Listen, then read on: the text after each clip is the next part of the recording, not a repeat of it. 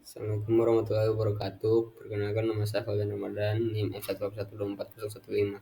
Di sini saya akan membawakan ringkasan konsolidasi tanah mekanika tanah 2. Pendahuluan konsolidasi tanah adalah penurunan tanah akibat keluarnya air pori. Jenis-jenisnya konsolidasi primer dan konsolidasi sekunder. Konsolidasi primer akibat keluarnya air pori, sedangkan konsolidasi sekunder akibat penyusutan partikel tanah setelah primer. Proses konsolidasi. Tanah terdiri atas butiran padat dan air. Saat dibebani air keluar, tanah menyusut dan mengeras. Akhirnya tanah menjadi stabil dan lebih padat. Perbedaan konsolidasi dan pemadatan. Konsolidasi, berkurangnya air pori, tanah jenuh, proses lama. Sedangkan pemadatan, berkurangnya udara, tanah tidak jenuh, proses cepat. Pemadatan dengan kompaksi sama saja. Penempatan awal, konsolidasi primer dan konsolidasi sekunder. Satu, penempatan awalnya terjadi segera setelah beban diterapkan menyebabkan penurunan awal kecil. Dua, konsolidasi primer terjadi karena keluarnya air pori akibat beban luar hingga mencapai keseimbangan baru. Dan tiga, konsolidasi sekunder terjadi setelah air pori habis keluar akibat penyusutan butiran tanah yang berlangsung lama. Tahapan kerja alat eodometer yaitu konsolidasi satu dimensi. Satu, persiapan sampel, gunakan sampel tanah tidak terganggu atau bisa disebut juga dalam undisturb. Dua, pemasangan di alat. Sampel ditempatkan di antara dua batu berpori.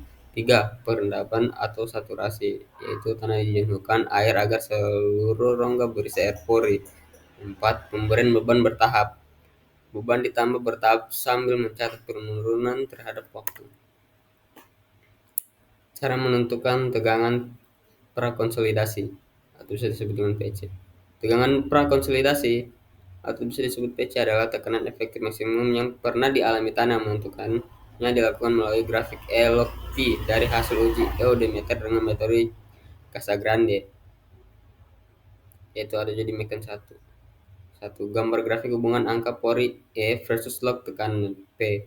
2. Tentukan bagian lurus bawah normally consolidate dan melengkung atas over consolidate. 3.